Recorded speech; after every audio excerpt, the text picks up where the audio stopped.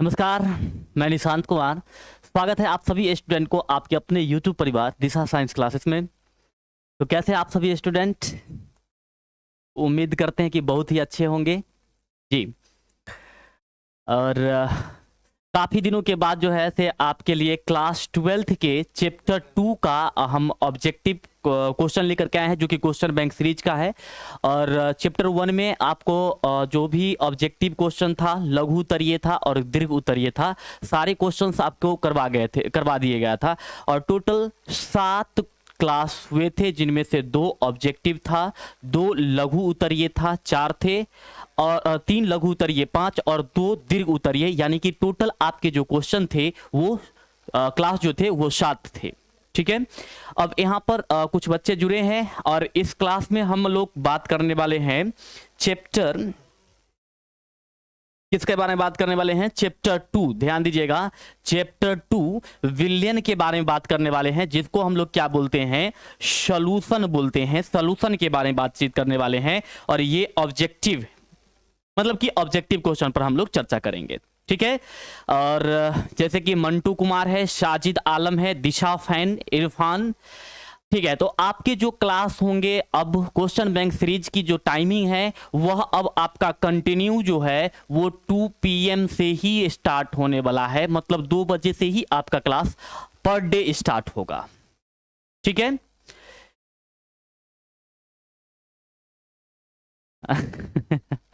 एक बच्चे लिख रहे हैं कि बुखार के कारण सर आप बहुत दुबले हो गए हैं।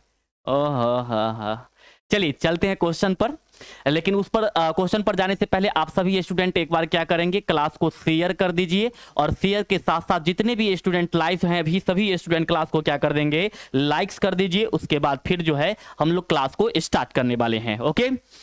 और हम लोग ऑब्जेक्टिव क्वेश्चन पर चर्चा करेंगे। चलिए देखिए यहां पर क्या है। सबसे पहला आपका जो ऑब्जेक्टिव क्वेश्चन है वो देखेंगे कि 234.2 ग्राम चीनी के घोल में, ध्यान दीजिए क्या है, 234.2 ग्राम चीनी के घोल में, यानी कि चीनी घोला हुआ है पानी में। एक कंटेनर है, यूं समझिए। अगर हम आपको डायग्राम से समझाएं तो यहां पर ध्यान दीजिएगा, यहां पर जो है से मान के चलिए कि ये हमारे पास एक कंटेनर है, पात्र है, और इस पात्र में क्या डाला हुआ है? जल डाला हुआ है। ये जल डाला हुआ है और इसमें क्या है? चीनी डाला हुआ है। चीनी डाला हुआ है, शक्कर डाला हुआ है। ये शक्कर डाला हुआ है, जिसको हम लोग क्या बोलते हैं? शरबत बोलते हैं। ओके।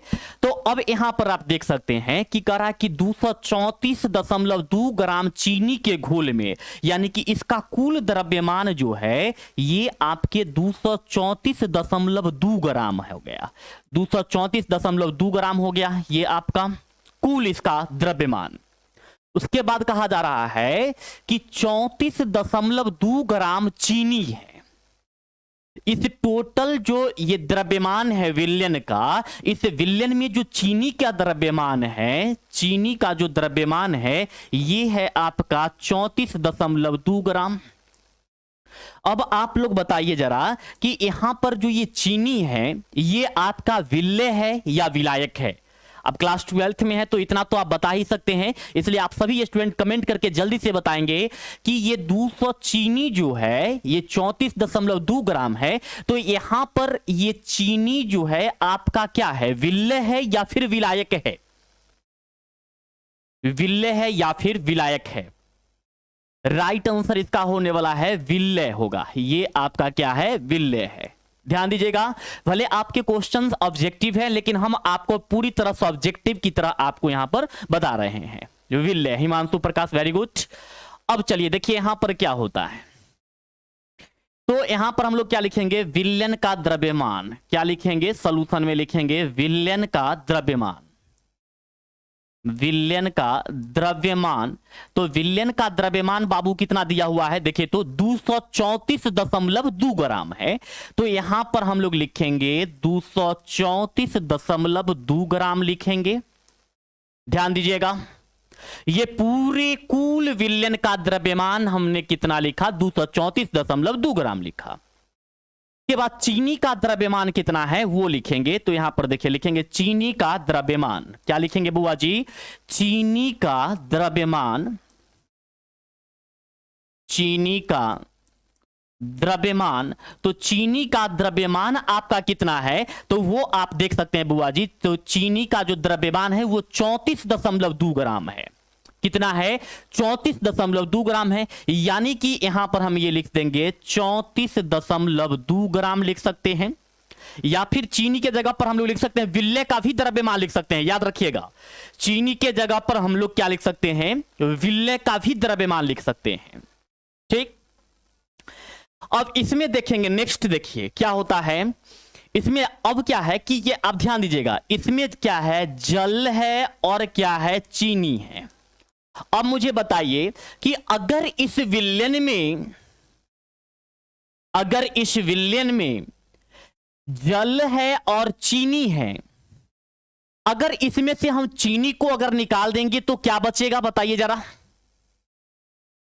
जरा यहां पर बताएं कि अगर ये विलयन है, चीनी का विलयन है, और इस विलयन में से अगर हम क्या करते हैं कि चीनी को यहां से निकाल देते हैं तो क्या बचेगा? बताओ जल्दी से। जल बचेगा। तो यहां पर हम लोग क्या लिखेंगे? जल का द्रव्यमान। क्या लिखेंगे बुआ जी? यहां पर लिखेंगे जल का द्रव्यमान, जल का द्रव्यमान लिखेंगे। तो जल का द्रव्यमान निकालने के लिए क्या करना पड़ेगा? देखिए, इसमें से टोटल विलयन में से चीनी का द्रव्यमान को क्या करना होगा? माइनस करना होगा। यानी कि यहां पर क्या लिखेंगे? 234.2 माइनस में क्या लिखेंगे? 34.2। अब इसको यदि घटा लेते हैं, एक आंसर बताए हैं, शुभम कुमार आंसर दिए हैं 0.5, बिल्कुल राइट आंसर है 0.5। इसमें ऑप्शन गलत है, ये इसमें से ऑप्शन गलत है आपका, और आंसर जो आप सेंड किए हैं बना करके वो एकदम राइट आंसर है शुभम, वेरी गुड। नेक्स्ट देखिए, अब इसको यदि घटा लेते हैं तो 34.2 को यदि इसमें से घटाया जाए तो यहां पर आपके पास बचेंगे कितना? तो 200 ग्राम बचेगा। तो ये आपके पास कितना हो गया? 200 ग्राम हो गया। ठीक, नेक्स्ट जो है देखिएगा, नेक्स्ट देखिए क्या होता है। अब हम अगर कहते हैं कि हमें क्या निकालना है, देखिए मोलर सांद्रण निकालना है। मोलर सांद्रण लिखे या फिर मोलरता लिखे, दोनों एक ही चीज होता है, आप कंफ्यूज मत होइएगा। मोलर सांद्रण या फिर मोलरता दोनों का मतलब एक ही होता है। तो यहां पर क्या होगा? मोलर सांद्रण इज इक्वल टू में क्या होगा? ध्यान दीजिएगा, मोलर सांद्रण, मोलर सांद्रण इज इक्वल टू में जो है आपके पास फॉर्मूला होगा क्या? तो W अपॉन में M, और यहां पर आपके पास क्या हो जाएगा? इनटू में यहां पर हो जाएगा। अच्छा, एक चीज और ध्यान दीजिए, यहां पर चीनी है तो चीनी का आणविक द्रव्यमान कितना होगा वो आप ध्यान दीजिए। तो यहां पर लिखेंगे चीनी का आणविक द्रव्यमान। चीनी का आणविक द्रव्यमान कितना होता है? कैलकुलेट करके बताइए आप लोग। चीनी का आणविक द्रव्यमान कितना होगा? तो चीनी का आणविक द्रव्यमान होता है 342, लेकिन उसको कैलकुलेट करेंगे। देखिए यहां पर क्या है? C12H22O11। ठीक, अब यहां पर क्या करेंगे तो ध्यान दीजिए, अब इसको कैलकुलेट करेंगे तो देखिए यहां पर क्या है? कार्बन 12 है, यानी कि 12 गुने में कितना हो जाएगा? 12, क्योंकि एक कार्बन का द्रव्यमान होता है 12 और टोटल 12 कार्बन है, इसलिए इनटू में 12 कर दिए। नेक्स्ट देखिए इसके बाद क्या होता है? हाइड्रोजन टोटल है 22, तो यहां पर लिख देंगे 22, 22 हो गया। और एक हाइड्रोजन का द्रव्यमान 1 होता है, यानी कि यहां पर इनटू में 1 होगा। फिर यहां पर क्या करेंगे? प्लस करेंगे। और ऑक्सीजन का द्रव्यमान होता है 16, तो यहां पर लिखेंगे 16, और टोटल ऑक्सीजन कितना है? 11, यानी कि 16 गुने में 11। अब नेक्स्ट बात देखिए, इसको अगर हम कैलकुलेट करें तो क्या होगा वो ध्यान दीजिएगा। 12 को 12 से गुना करेंगे तो ये आपके हो जाते हैं 144 हो जाएंगे। ये 144 हो गए। देखिए यहां पर ये 144 हो गए। अब 22 को 1 से गुना करेंगे तो यहां पर आपके पास में कितना हो जाएगा, 22 को 1 से गुना करेंगे तो 22 प्लस में कितना होगा, देखिए 16 को 11 से गुना करेंगे तो 176 होगा। कितना होगा, 176, यानी कि यहां पर हम लिखेंगे 176 लिखेंगे। तो अब आप यदि जोड़ते हैं तो देखिए 6 2 8 4 12 के 2 कैरी 1, 7 1 8 2 10 4 14 के 4 कैरी 1, 1 1 2 और 1 3, 342 इसका आणविक द्रव्यमान हो गया।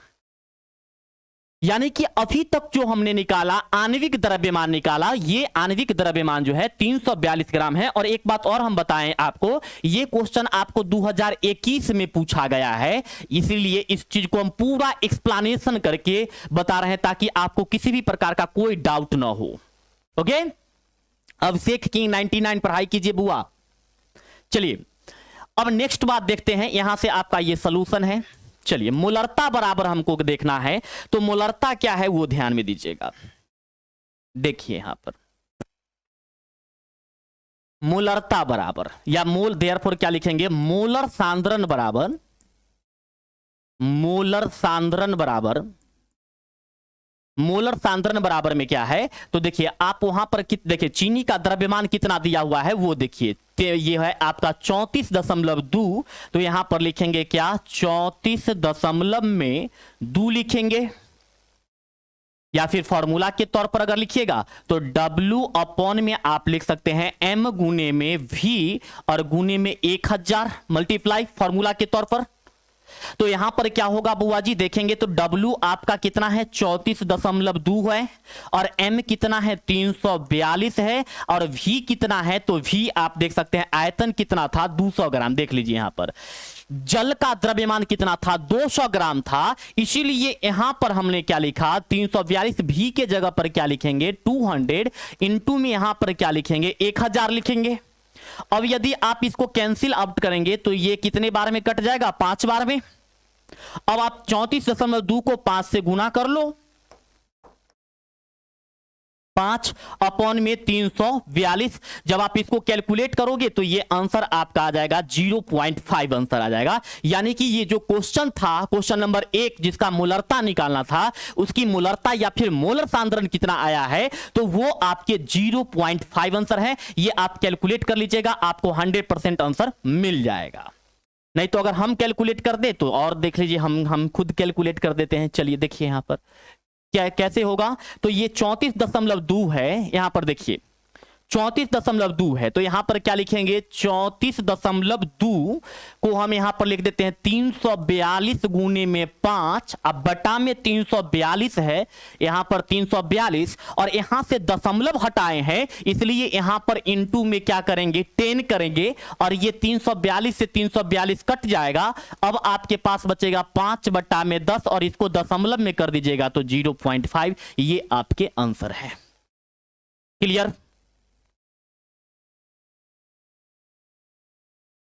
क्या ये आंसर आपका कंप्लीट हुआ या नहीं, यस और नो? कितने स्टूडेंट को ये समझ आ गया है कमेंट सेक्शन में 1 लिखिए। अगर आपको समझ में आ गया होगा तो फिर हम लोग क्या करेंगे, नेक्स्ट क्वेश्चन पर चलेंगे। इसलिए आप लोग पहले जल्दी से मुझे कमेंट करके ये बताएं क्या ये क्वेश्चन आपको पूरी तरह से कंप्लीट हुआ या नहीं, यस और नो। रंजीत कुमार झा बोल रहे हैं कि 0.5 राइट आंसर होगा और बिल्कुल सही बोल रहे हैं, 0.5 ही आंसर इसका सही है। ओके चलिए, कितने स्टूडेंट को कंप्लीट हो चुका है कमेंट सेक्शन में एक बार 1 लिखे। शुभम कुमार जो लिखे हैं, आपका तो बहुत पहले हो चुका था। स्माइलिंग है फ्रेंड कुमारी शुभम, स्माइलिंग है friend ji, very good. Abhishek King very good, thank you so much Ramesh Babu. चलिए चलिए अगले क्वेश्चन पर चले। चलिए, इसमें कोई डाउट तो नहीं है। चलिए अगले क्वेश्चन पर देख लीजिए बाबू, ये क्वेश्चन को पहले समझिए बेहतरीन तरीके से, ठीक है ना। क्या कह रहा था, घोल का मोलर सांद्रण क्या होगा, तो वही मैंने इसका मोलर सांद्रण बाय फिगर से मैंने आपको बता दिया है। अब हम अगले प्रश्न की तरफ चलते हैं, देखते हैं अगला क्वेश्चन क्या है। देखिए यहां पर अगला क्वेश्चन है कि कौन ताप द्वारा प्रभावित नहीं होता है। यह क्वेश्चन देखिए कितने बार पूछा है, तो 2011 और 2021 में यह प्रश्न पूछा है। और यह क्वेश्चन काफी इंपॉर्टेंट है, बहुत ही ज्यादा इंपॉर्टेंट है, काफी मतलब कि इस चैप्टर का एक अलग ही लेवल रखता है। यह क्वेश्चन बहुत इंपॉर्टेंट है। जब भी हम लोग पढ़ाते हैं तो इस क्वेश्चन में पहले ही स्टूडेंट को बताते हैं कि यह क्वेश्चन आपका काफी इंपॉर्टेंट है, सो आप लोग ध्यान दें। चलिए, तो इसका आंसर क्या होगा? नॉर्मलता होगा, या मूललता होगा, या मूलरता होगा, या फॉर्मलता होगा। Option number A, option number B, option number C, या फिर ऑप्शन नंबर डी। शब्द का राइट आंसर है ऑप्शन नंबर बी होगा, मूललता होगा। मूललता पर ताप का प्रभाव नहीं पड़ता है।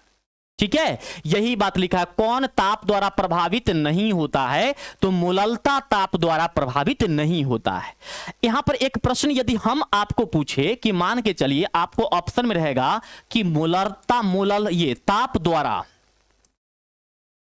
द्वारा कौन प्रभावित होता है, कौन प्रभावित होता है, तो आपका आंसर क्या होगा? ताप द्वारा कौन प्रभावित होता है, तो आपका ऑप्शन क्या होगा? अगर आपके पास ऑप्शन सेम रहे, नॉर्मलता, मूललता, मूलरता, फॉर्मलता, तो आप यहां पर क्या आंसर आप देंगे?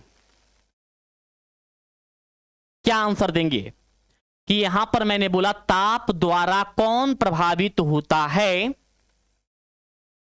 आंसर आ रहा है मूलरता। हिमांशु प्रकाश, शुभम कुमार, मूलरता। Yes, very good. चलिए, वेरी गुड, ठीक, सही है, मूलरता। ऐसी कंडीशन में इसका आंसर क्या हो जाएगा? इसका आंसर जो होगा आपका, ये आंसर आपका मूलरता होगा। मूलरता, मूलैरिटी,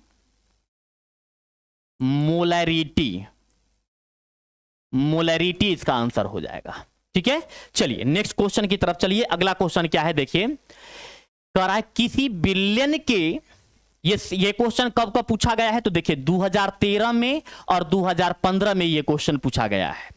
ठीक, 2 बार ये क्वेश्चन पूछा गया है आपके क्वेश्चन बैंक सीरीज में, इसलिए इस क्वेश्चन को यहां पर आप थोड़ा सा ध्यान से देखेंगे कि किसी बिलियन के 200 ml में, यानी विलयन की द्रव्यमान कितना है या आयतन कितना है, तो 200 ml है। तो यहां पर ये 200 ml हो गया में 2 ग्राम NaOH घुले हुए हैं। यानी कि सॉल्यूशन में अगर आप देखेंगे बुआ जी, तो यहां ध्यान दीजिएगा, देखिए जो क्वेश्चन आप पीछे बनाए हैं सेम उसी प्रकार का क्वेश्चन है, थोड़ा सा फॉर्मेट बदला हुआ है। क्या है यहां पर देखिए, आंसर एक बच्चे दे दिए हैं 0.25, वेरी गुड। चलिए देखते हैं कैसे 0.25 होगा। यहां पर जो है तो आपका 2 ग्राम NaOH घुले हुए हैं, तो यहां पर लिखेंगे NaOH का द्रव्यमान कितना है, तो ये आपका हो गया 2 ग्राम हो गया, 2 ग्राम हो गया।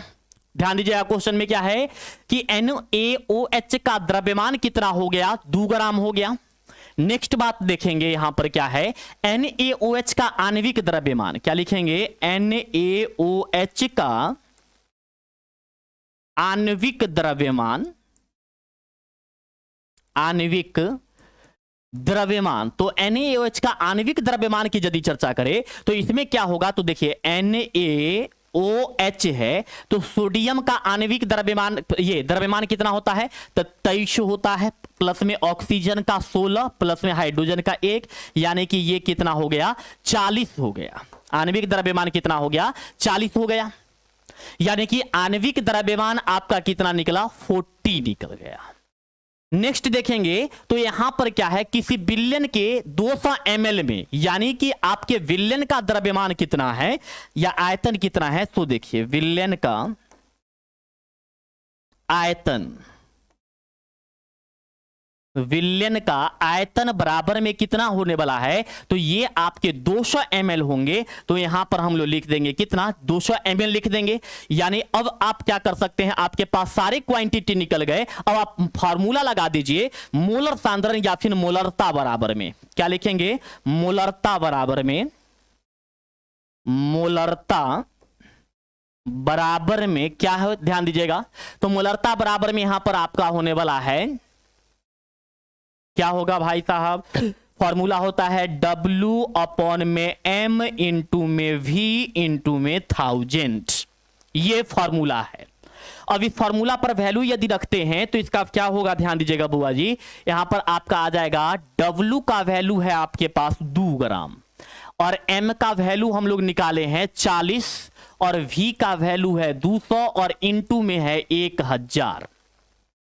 ध्यान दीजिएगा। तो यहां पर ये 0 से और ये 0, 3 0 से ये 3 0 कैंसिल हो गया, और अब आपके पास ये 2 से ये 2 कैंसिल हो गया। तो अब बच रहा है 1/4, और 1 में यदि 4 से भाग देंगे तो ये हो जाएगा 0.25, यानी कि इसका आंसर 0.25। दैट मीन्स कि ऑप्शन नंबर ए 0.25 आप कैलकुलेट करके देख सकते हैं। यस स्माइलिंग फ्रेंड जी, आपके पास यदि वक्त है, अगर आपको समझ में आ रहा है तो आप 11th में होने के बावजूद भी आप 12th की क्लासेस कर सकते हैं। डिपेंड ये करता है कि क्या आप उस बात को समझ रहे हैं या नहीं, यस और नो। अब आप सभी स्टूडेंट एक बार जल्दी से बताएं, क्या ये क्वेश्चन आपको समझ में आया या नहीं, यस और नो। अगर आपको समझ में आ चुका है तो आप लोग कमेंट सेक्शन में एक बार 1 लिखें ताकि हम आगे की तरफ बढ़ सकें। चलिए, कितने स्टूडेंट को समझ में आ चुका है, एक बार कमेंट सेक्शन में आप लोग 1 लिखिए जल्दी से। यस, अमरजीत जी, नेहा बाबू, शुभम, नेहा, ठीक है, वेरी गुड। सर जो 2025 में एग्जाम देंगे उनके लिए 12 का बैच चालू हो गया है। नहीं, अभी कैसे चालू होगा बाबू, अभी नहीं, वो सब फरवरी यार में देखा जाएगा, अभी उसके बारे में हम कुछ जानकारी हमें नहीं है। चलिए 1 आ रहा है, यानी कि आप लोग को पूरी तरह से कंप्लीट है। चलिए ठीक है, बढ़े आगे। चलिए चलते हैं अगले क्वेश्चन पर, देखते हैं अगला क्वेश्चन क्या है। देखिए ये क्वेश्चन 2 बार लिखा गया है। ये क्वेश्चन देखिए तुरंत हम लोग अभी सॉल्व करके आए हैं, जिसका आंसर 0.5 निकाले हैं। तो आप लोग एक बार और कैलकुलेट कर लीजिएगा ताकि आपका रिवीजन हो जाएगा। सबसे पहला क्वेश्चन हम लोग यही बनाए हैं, ध्यान दीजिए, सेम क्वेश्चन है, बिल्कुल कोई चेंज नहीं है। देख लीजिए 234.2 ग्राम चीनी के घोल में 334.2 ग्राम चीनी है, तो घोल के मोलर सांद्रण क्या होगा। तो इसको हम लोग कैलकुलेट किए थे तो 0.5 इसका आंसर आया था। यस और नो, ये क्वेश्चन हम लोग पहले ही कैलकुलेट कर लें। सबसे पहला नंबर क्वेश्चन, ध्यान दीजिएगा आप, सबसे पहला नंबर क्वेश्चन ओके कंप्लीट है क्या। चलिए 0.5 सही है। चलिए अगले क्वेश्चन की तरफ। नेक्स्ट है घोलक। घोलक का मतलब होता है विलायक। घोलक का मतलब होता है विलायक होता है। अगर इंग्लिश में इसको लिखे तो इंग्लिश में इसको सॉल्वेंट बोला जाता है। सॉल्वेंट बोलते हैं, क्या बोलेंगे, सॉल्वेंट बोलेंगे। अब यहां पर ध्यान दीजिएगा तो क्या होगा कि घोलक के 1 केजी में, मतलब विलायक के 1 केजी, 1 केजी कहने का मतलब क्या हुआ, 1000 ग्राम। तो विलायक के 1000 ग्राम में उपस्थित घुल्ले, घुल्ले मतलब होता है विल्ले, घुल्ले का मतलब होता है विल्ले। अगर वर्ड चेंज रहेगा तो कंफ्यूज मत होइएगा। घुल्ले का मतलब होता है विल्ले, घुल्ले का मतलब क्या होता है, विल्ले होता है। और विल्ले को हम लोग इंग्लिश में क्या बोलते हैं, सॉल्यूट बोलते हैं। क्या बोलेंगे, सॉल्यूट बोलेंगे। ठीक, तो कहता है कि मोलों की संख्या को कहते हैं। मतलब इस प्रकार से समझिए कि यहां पर अगर एक कंटेनर है, यहां पर ये आपका एक कंटेनर है, और इसमें टोटल जो बाबू जल की मात्रा है, जल की जो टोटल क्वांटिटी है, ध्यान दीजिएगा, वो 1000 ग्राम है। जल की जो मात्रा है वो आपके पास में कितना है, 1000 ग्राम है, या फिर आप 1 केजी भी बोल सकते हैं, ये है। तो इनमें यदि जो विल्ले की मात्रा घुलता है, इनमें जो विल्ले की मात्रा घुली हुई है, ये विल्ले की जो मात्रा घुली हुई है, इस चीज को हम लोग क्या कहते हैं, मोलरता कहते हैं, या फिर मोललता कहते हैं, नॉर्मलता कहते हैं, या फिर मोल प्रभाज कहते हैं। Option number A, option number B, option number C, या फिर ऑप्शन नंबर डी क्या होने वाला है। ठीक है, जल्दी बोलिए इसका आंसर क्या होने वाला है। अमन क्रिएशन जो बोल रहे हैं कि सर हम आपको कसमता कॉलेज पर देखे थे, देखे होंगे। चलिए ठीक, बोलिए यहां पर इसका आंसर क्या होगा? Option number A, option number B, option number C या फिर option number D? Option number B होगा, मोललता होगा। ध्यान दीजिएगा, मोललता, मोललता होगा, यानी कि आपका ऑप्शन नंबर बी हो जाएगा, मोललता आपका राइट आंसर है। ठीक है, चलिए ये ऐसे याद रखिए, 1000 ग्राम विलायक में घुले हुए बिल्ले की मोलों की संख्या को मोललता कहते हैं। ये बात क्लास 11th वाले को ही हम पढ़ाए हैं और 12th में तो पूरे डिफाइन करना है इसको, तो इस बात को आप ध्यान दीजिएगा कि 1000 ग्राम विलायक में घुले हुए बिल्ले की मोलों की संख्या, ठीक है, या फिर 1 केजी विलायक में घुले हुए बिल्ले की मोलों की संख्या क्या कहलाती है? मोललता कहलाती है। मोललता डेट मीन्स मोलैलिटी कहलाती है, मोलैलिटी कहलाती है, मोलैलिटी कहलाती है। ये आपका मोलैलिटी है। ठीक, चलिए नेक्स्ट क्वेश्चन की तरफ चलिए। अगला क्वेश्चन क्या है, देखिए यहां पर, आदर्श विलयन का निम्न में से कौन गुण है? यह क्वेश्चन कब पूछा गया है? 2020 में यह क्वेश्चन पूछा गया है। क्वेश्चन क्या करा, ध्यान दीजिएगा, आदर्श विलयन का निम्न में से कौन गुण है? ध्यान दीजिएगा, पहला, यह रॉल्ट के नियम का पालन करता है। यह तो एकदम इजी क्वेश्चन है। दूसरी नंबर बात है कि ये रॉल्ट के नियम के पालन नहीं करता है। या तीसरी नंबर, ये दोनों पालन करता भी है और पालन नहीं भी करता है। या चौथी नंबर बात यहां पर आपका होगा कि इनमें से कोई नहीं। बताइए, ऑप्शन नंबर ए होगा या ऑप्शन नंबर बी होगा या ऑप्शन सी या फिर ऑप्शन डी? क्या होगा? ऑप्शन नंबर ए होगा, यह रॉल्ट के नियम के पालन करते हैं। आदर्श विलयन के निम्न में से कौन गुण है? तो यह रॉल्ट के नियम के पालन करते हैं, यानी कि ऑप्शन नंबर ए आपका यहां पर सही आंसर है। ओके, चलिए नेक्स्ट क्वेश्चन की तरफ चलिए। नेक्स्ट क्वेश्चन क्या है, देखिए, वैसा घोल, घोल का मतलब होता है विलयन, ध्यान दीजिएगा, वैसा घोल और घोल का मतलब होता है विलयन, जो एक निश्चित ताप पर संयोजन में बिना किसी प्रकार के परिवर्तन के उबलता है, उसे कहते हैं। मतलब एक ऐसा सॉल्यूशन है, ध्यान दीजिएगा, एक ऐसा विलयन है। इस विलयन में क्या है, ध्यान दीजिएगा, सबसे खास बात क्या है कि समान ताप पर, देखिए यहां पर क्या कर रहा है, निश्चित ताप पर, एक निश्चित ताप है, ध्यान देना है आपको। पहले इसको हम पूरा कंप्लीट कर देते हैं। चलिए देखिए क्या हो रहा है कि एक निश्चित ताप पर, एक निश्चित ताप पर, ध्यान दीजिए, अब ये आपके यहां पर एक विलयन है, विलयन है। इस विलयन को घोल भी कहा जाता है। इंग्लिश में इसको सॉल्यूशन बोलते हैं। इंग्लिश में इसको क्या बोलेंगे? सॉल्यूशन बोलेंगे।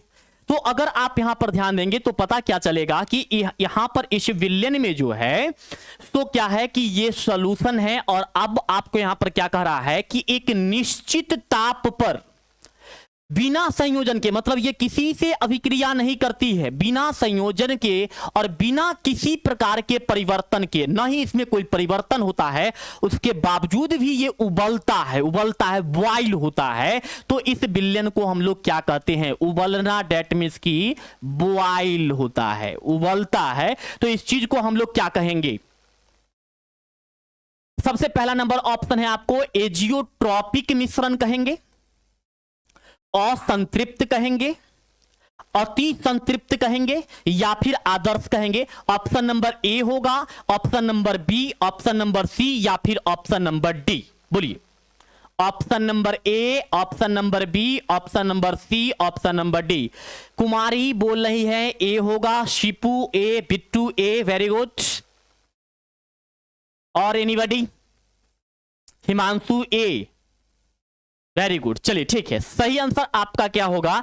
यही होगा, एजियोट्रॉपिक मिश्रण है। इस प्रकार के क्वेश्चन को आप ध्यान रखिएगा, क्योंकि आपके एग्जाम के लिए ये सब प्रश्न जो है काफी इंपॉर्टेंट है, काफी मायने रखता है। ठीक, चलिए अगला क्वेश्चन क्या है वो देखिए। निम्न में से कौन अनुसंख्यक गुणधर्म है?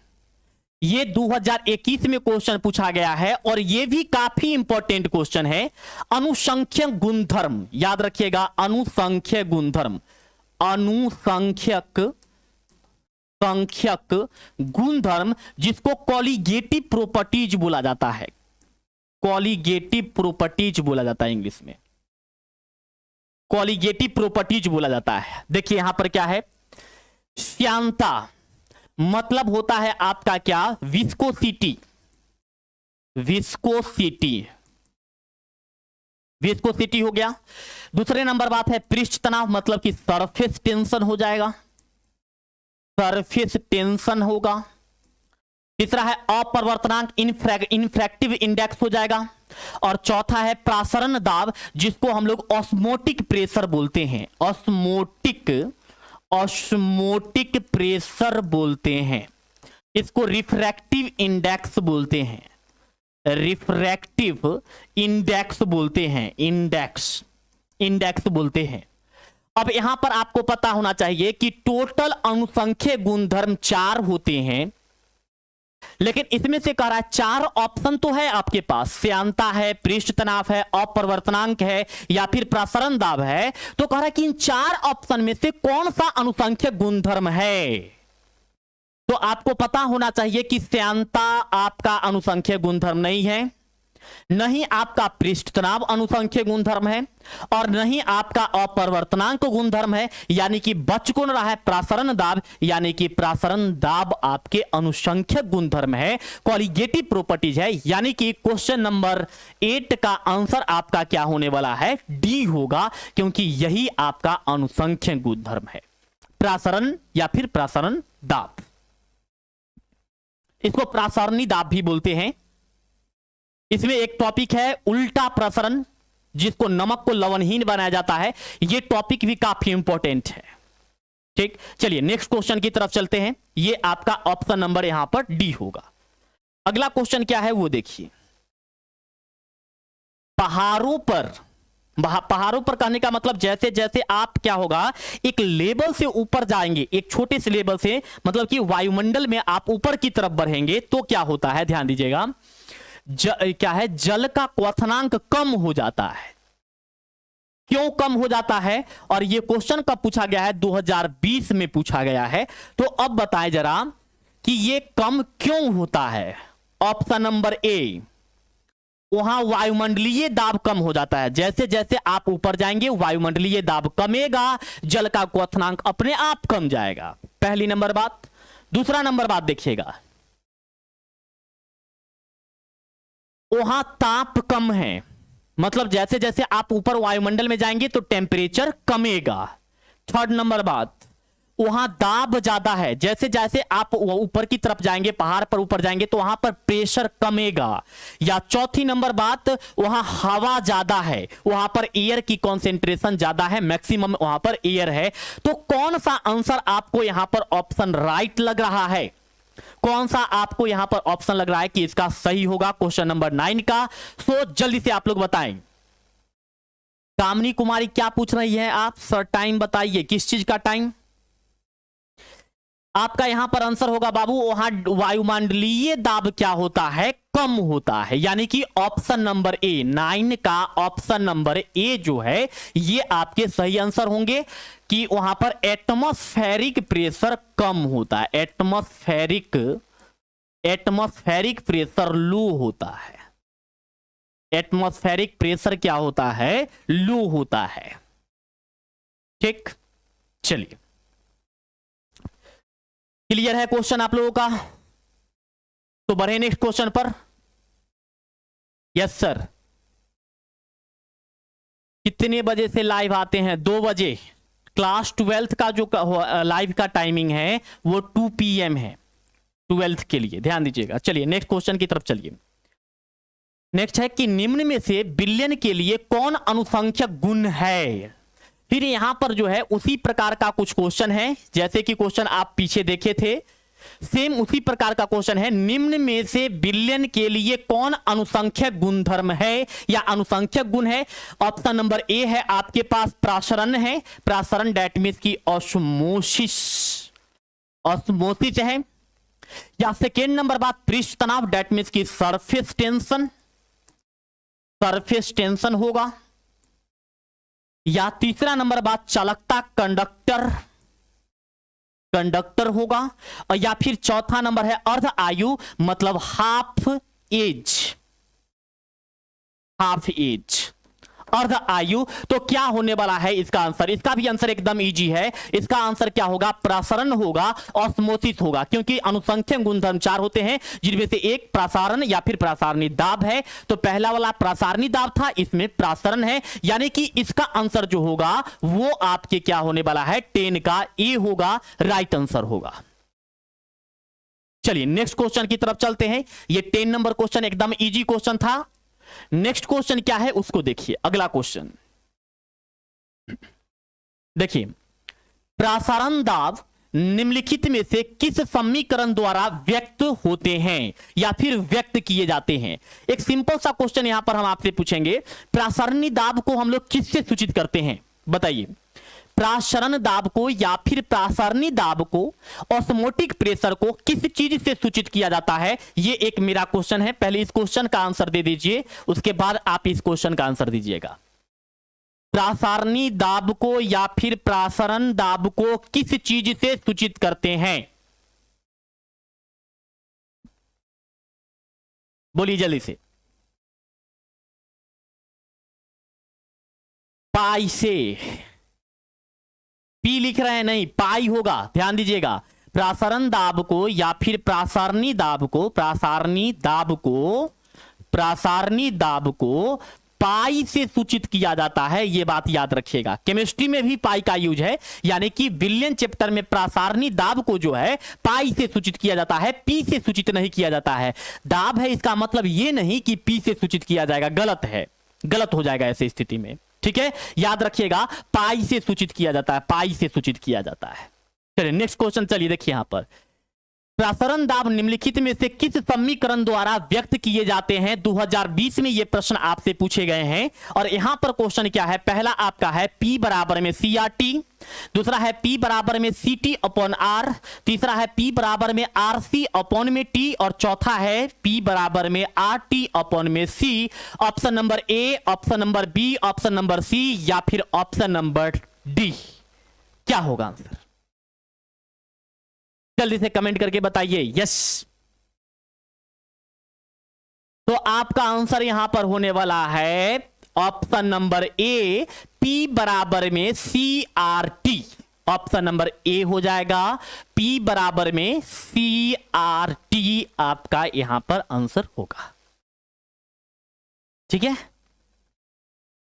चलिए ऑप्शन नंबर ए, आगे का क्वेश्चन देखिए क्या है।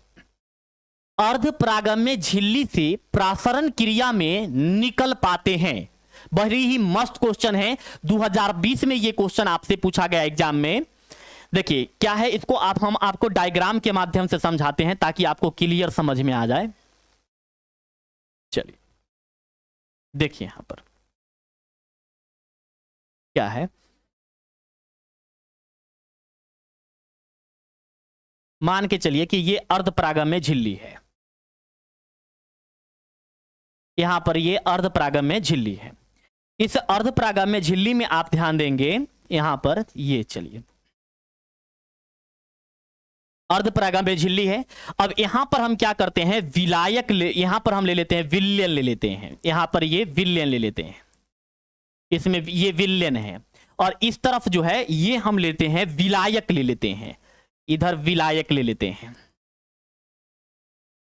इधर विलायक ले लेते हैं। इधर विलायक, यानी कि एक तरफ जो है, एक तरफ जो है ये है हमारे पास विलयन है, और एक तरफ हमारे पास क्या है, विलायक है, सिर्फ विलायक है। और ये जो है अर्धपरागम्य झिल्ली है, ये क्या है आपका अर्धपरागम्य, अर्धपरागम्य झिल्ली है, जिसको हम लोग क्या बोलते हैं, सेमी परमिएबल मेम्ब्रेन बोलते हैं। तो इसमें क्या होगा, ध्यान दीजिएगा कि ऐसा यदि प्रश्न आपके पास रहता है कि अर्ध प्रागम्य झिल्ली से प्रासरण क्रिया में, प्रासरण मतलब ओस्मोसिस, प्रासरण क्रिया में ध्यान दीजिएगा, ये प्रासरण क्रिया में डेट मीन्स की ऑस्मोसिस में क्या होता है कि किसके कण पार कर सकते हैं, बिल्ले के कण पार कर सकते हैं या फिर विलायक के कण पार कर सकते हैं। तो आपको ऐसी स्थिति में आंसर देना है कि विलायक के कण, किसके कण हो जाएंगे, विलायक के कण अर्ध प्रागम्य झिल्ली को पार कर सकते हैं लेकिन विल्ले के कण नहीं कर सकते हैं। यानी कि आपका राइट आंसर जो यहां पर होगा ऑप्शन नंबर बी होगा। विलायक के अणु जो है अर्ध प्रागम्य झिल्ली को आसानी से पार कर सकता है लेकिन विल्ले के अणु नहीं कर सकते हैं। यानी कि 12 नंबर क्वेश्चन का ऑप्शन नंबर बी जो है ये आपके राइट आंसर होंगे। ओके, ध्यान दीजिएगा। चलिए नेक्स्ट क्वेश्चन देखिए क्या है। अगला प्रश्न आपके पास है, विलयन के अनुसंख्यक गुणधर्म वे गुण होते हैं जो निर्भर करते हैं। यह एक बेहतरीन प्रश्न है। देखिए क्या है, विलयन के अनुसंख्यक गुणधर्म, सपोज कीजिए कि यहां पर हमारे पास एक विलयन है,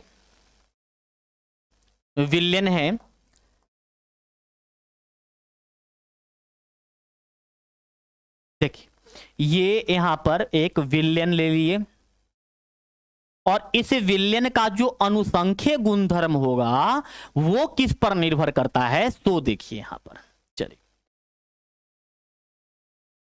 विलयन के अनुसंख्यक गुणधर्म वे गुण है जो निर्भर करते हैं, किस पर निर्भर करते हैं। तो सपोज कीजिए कि यहां पर जो है विलय, यहां पर जो है विलय के कण है, ये आपके कहीं कहीं पर क्या है, विलय के कण है। ये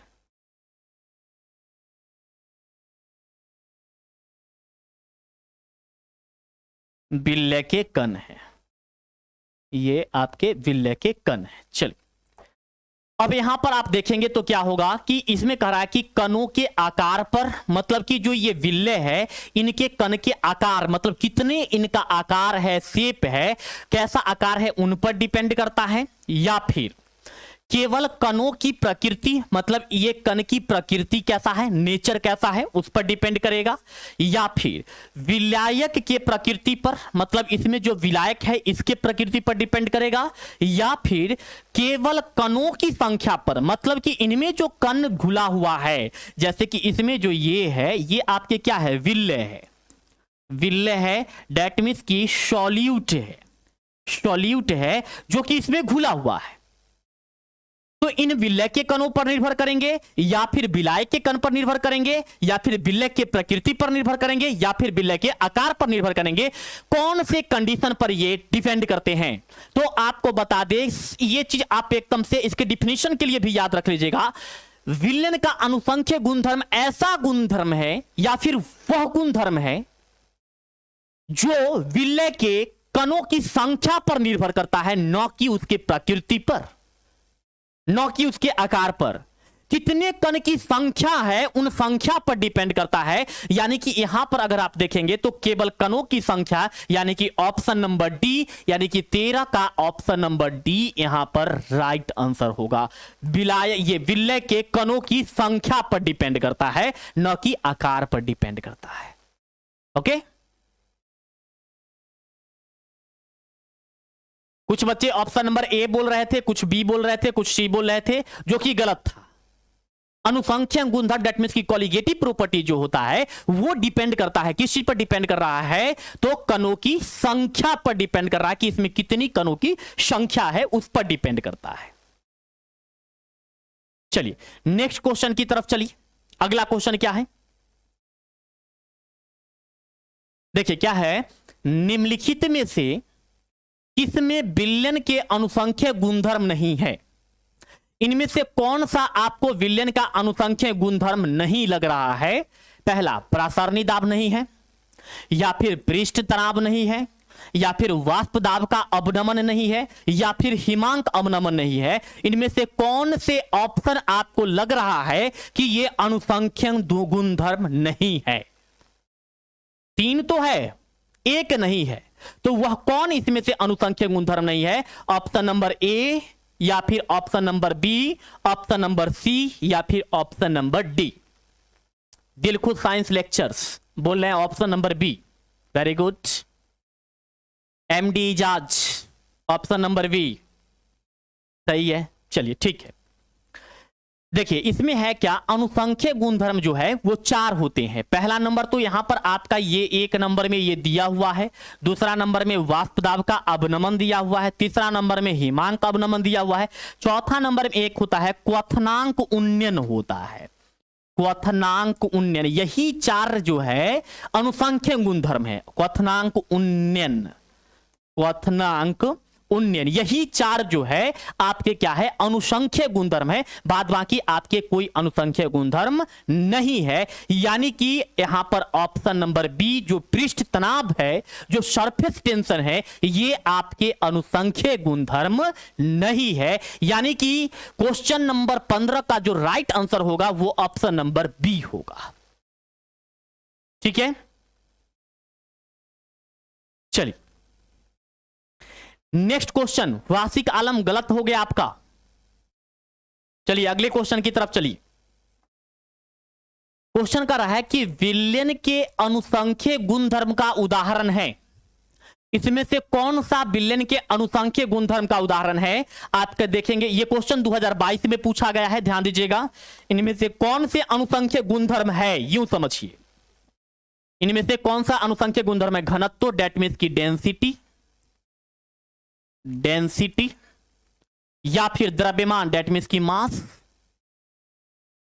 क्वथनांक उन्नयन यानी कि आपका होगा बॉइलिंग एलिवेशन,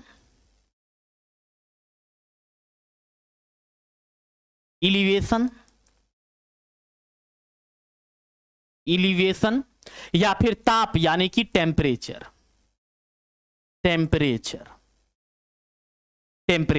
कौन सा इसमें अनुसंख्यक गुणधर्म है?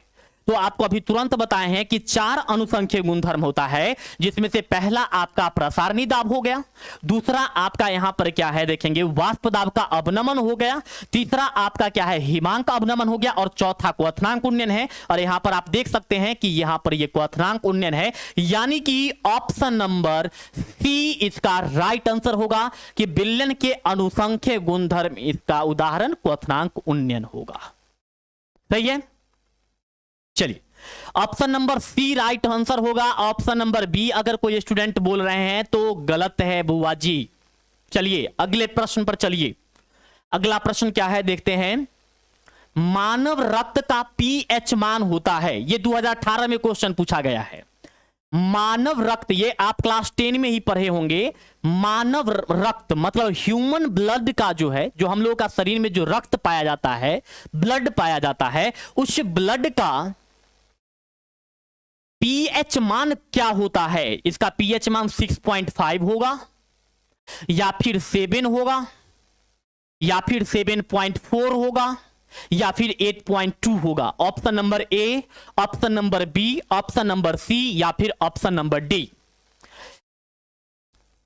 पांडे ब्रांड बोले 7.4, शन्नी कुमार सी, बिहारी भैया 7.4, ठीक है। संगीता कुमारी ऑप्शन नंबर बी गलत हो गया। 7.4 होता है, ध्यान दीजिएगा। मानव रक्त का जो पीएच मान होता है वो 7.4 होता है। अगर आपसे प्रश्न ये पूछा जाएगा कि मानव रक्त अम्लीय होते हैं या क्षारीय होते हैं, या मानव रक्त में अम्लीय गुण पाई जाती है या क्षारीय गुण पाई जाती है, तो क्या आंसर दीजिएगा आप? हम एप्रोक्स की बात कर रहे हैं बाबू, एप्रोक्स की बात कर रहे हैं। चलिए, मानव रक्त जो होता है वो अम्लीय होता है या फिर क्षारीय होता है, तो फिर आपका आंसर क्या होगा ऐसी स्थिति में? ऐसी सिचुएशन में आप क्या आंसर देंगे? अम्लीय आंसर देंगे या फिर क्षारीय आंसर देंगे? बोलिए। ओके, क्षारीय आंसर होगा। ठीक है, वेरी गुड। हिमांशु प्रकाश, बेसिक, एमडी इजाज। चलिए आगे की क्वेश्चन देखिए। आगे की क्वेश्चन क्या है, निम्नलिखित में से कौन सा अनुसंख्यक गुणधर्म नहीं है? यह प्रश्न आपको 2017 में पूछा गया है, उसके बाद फिर 2010 में पूछा गया है। ध्यान से देखिए, इसमें से कौन सा अनुसंख्यक गुणधर्म नहीं है, यह बात आपसे पूछा जा रहा है। आपका ऑप्शन पहला है हिमांक अवनमन या हिमांक का अवनमन, दूसरा है वाष्प दाब का आपेक्षिक अवनमन, तीसरा है आपका क्वथनांक उन्नयन, और चौथा है प्रकाशीय क्रियाशीलता। बताइए क्या होने वाला है। पांडे ब्रांड बोल रहे हैं, ऑप्शन नंबर डी होगा। कृपाल कुमार भी ऑप्शन नंबर डी बोल रहे हैं। Short video option number D. MD Ijaz option number D, very good. Himanshu Prakash option number D. Right answer आपके ऑप्शन नंबर डी होगा, क्योंकि क्वथनांक उन्नयन ऊपर का 3 तो है, ये 3 है, लेकिन प्रकाशीय क्रियाशीलता क्वथनांक अनुसंख्यक गुणधर्म नहीं होता है, इसलिए ऑप्शन नंबर क्या हो जाएगा, डी जो होगा ये आपका राइट आंसर होगा। सही आंसर आपका यही होगा। ठीक है, चलिए नेक्स्ट क्वेश्चन की तरफ चलें। चलिए अगला प्रश्न क्या है वो देखिए। अगला क्वेश्चन है कि अगर n घुल्ले, घुल्ले मतलब होता है विल्ले, विल्ले, यदि n घुल्ले पदार्थ के मोल की संख्या तथा n घोलक, n घोलक मतलब होता है विलायक, विलायक, विलायक के मोल की संख्या है तो घुल्ले की मोल प्रभाज होगा। अब देखिए इसको एकदम इजी वे में समझिए। मान के चलिए कि यहां पर हम कह रहे हैं कि विल्ले की मोल की संख्या, विल्ले के मोल की संख्या, मोल की संख्या n है, और विलायक की मोल की संख्या, विलायक के मोल की संख्या कैपिटल N है। तो कह रहा है कि विल्ले के, घुल्ले के मोल प्रभाज, मतलब घुल्ले मतलब विल्ले के मोल प्रभाज क्या होगा, यानी कि देयरफॉर क्या लिखेंगे, विल्ले के मोल प्रभाज, विल्ले के मोल प्रभाज, विल्ले के मोल प्रभाज कितना होगा, तो विल्ले की मोल की संख्या को ऊपर में लिख दीजिए, तो यहां पर n हो जाएगा, और विल्लेन की मोल की संख्या कर दीजिए, यानी कि विल्लेन किससे बनता है, विल्ले और विलायक से, यानी कि यहां पर n प्लस में कैपिटल N, यानी कि ऑप्शन नंबर बी जो होगा वो आपका राइट आंसर होगा। ऑप्शन नंबर सी अगर और डी बोल रहे हैं तो गलत बोल रहे हैं, ऑप्शन नंबर सी और या फिर डी बोल रहे हैं तो गलत है। ठीक, चलिए एक बात और हम बताते हैं, विलायक की मोल की संख्या क्या होगा, विलायक के मोल प्रभाज क्या होगा, विलायक के मोल प्रभाज, विलायक के मोल प्रभाज क्या होगा, तो यहां पर विलायक का मोल की संख्या क्या है, कैपिटल N है, यानी कि यहां पर क्या होगा, कैपिटल N हो जाएगा, और अपॉन में स्मॉल n प्लस में कैपिटल N हो जाएगा। ये विलायक की मोल प्रभाज है, और ये आपके क्या है, विल्ले की मोल प्रभाज है। एक बात और आप याद रखिएगा कि मोल प्रभाज को, मोल प्रभाज को जो है मोल अंश भी कहा जाता है, यानी कि क्वेश्चन देगा तो आपको कंफ्यूज नहीं हो रहा है। विलायक, ये मोल प्रभाज को हम लोग क्या बोलते हैं, क्या बोलेंगे, मोल प्रभाज को हम लोग बोलते हैं मोल अंश भी बोलते हैं, मोल अंश, इंग्लिश में इसको मोल फ्रैक्शन बोला जाता है, मोल फ्रैक्शन बोला जाता है, मोल फ्रैक्शन बोला जाता है। तो ये चीज आपको याद रखना होगा, ठीक है जी, जरूर। ITZ सुरेश गुप्ता, हम आपकी बातों को देख रहे हैं, सुन रहे हैं, तो ठीक है, हम आपकी बातों पर विचार करेंगे।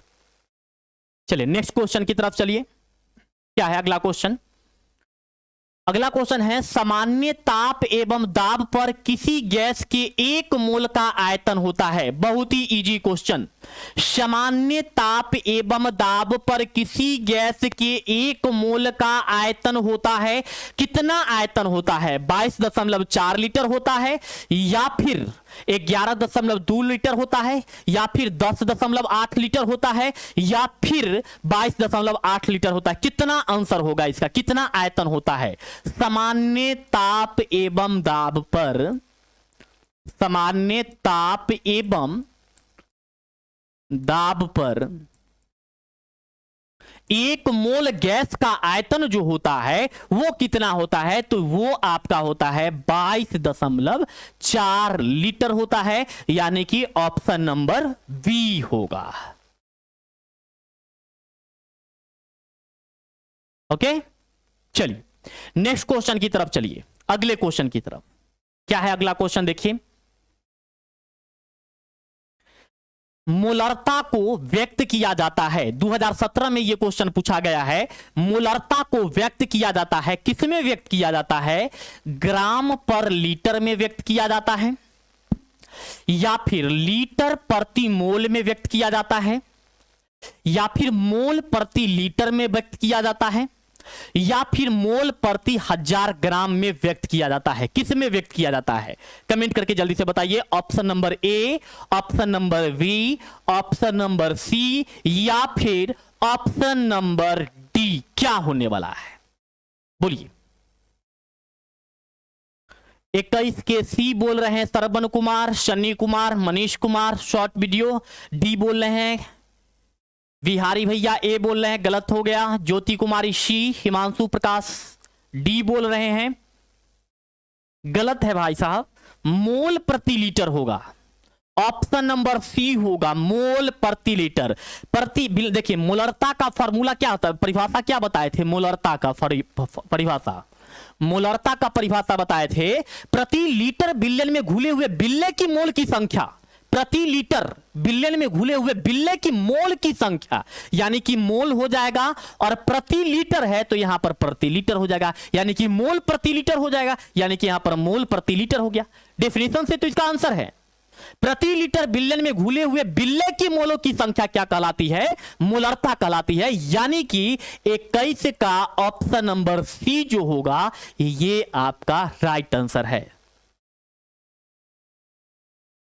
राजेश कुमार पूछ रहे हैं रासायनिक, अब अभी आपका जो है चल रहा है ऑक्सीकरण तथा अवकरण, वो खत्म होगा, फिर हम लोग आवर्त सारणी पढ़ेंगे और उसके बाद रासायनिक आवंधन पढ़ेंगे। चलिए अगला क्वेश्चन की तरफ चलते हैं, लास्ट क्वेश्चन है शायद। देखिए यहां पर क्या है, प्रासरण।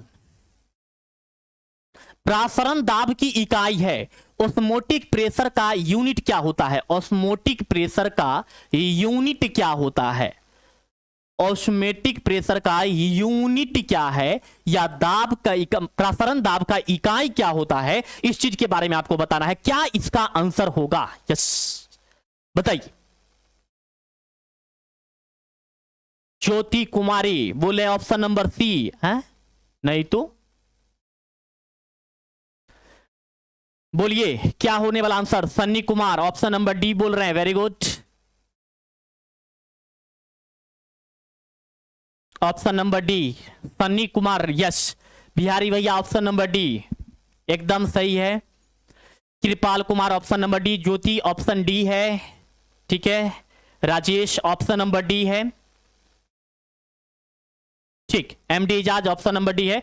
सही आंसर आपका ऑप्शन नंबर डी ही होगा, वायुमंडल, एटमॉस्फेयर, वायुमंडल होगा प्रसरण दाब का इकाई। चलिए तो इस प्रकार से जो है तो आज के क्लास में हम लोगों ने टोटल 22 क्वेश्चन देखा। इस क्वेश्चन को आपको क्या करना है, सबसे पहली नंबर बात आप ध्यान दीजिएगा कि इस सारे क्वेश्चन को एक बार तो आप देख लिए हैं। दूसरा में क्या करना है, इन सारे प्रश्न को देखते हुए नोट करना है, उसके बाद इसे अपने से सॉल्व करना है, फिर चेक करना है कि कितने सही हुए, और जिनमें डाउट होगा उसको एक बार फिर से वीडियो को देख लेना है। इस प्रकार से आप क्या करेंगे कि अगर कंप्लीट करते हैं तो आपको ये टोटल के टोटल क्वेश्चन क्या हो जाएंगे, कंप्लीट हो जाएंगे, ठीक है। और भी इसके ऑब्जेक्टिव क्लास के साथ हम लोग नेक्स्ट डे मिलने वाले हैं, जिसमें इसमें और भी आपको ऑब्जेक्टिव क्वेश्चन कराया जाएगा, ठीक। इस क्लास में इतना ही रहने देते हैं। आप लोग को जो भी डाउट होगा, जो भी होगा, वो कमेंट के माध्यम से जाकर के हमें जरूर बताइएगा, हम आपके कमेंट्स को पढ़ते हैं, ठीक है। तो आज के क्लास में इतना ही रहने देते हैं, मिलते हैं फिर नेक्स्ट क्लास में। तब तक के लिए बहुत बहुत धन्यवाद। अच्छा चलता हूं, दुआओं में याद रखना। Bye bye, see you again. जय हिंद, नमस्कार।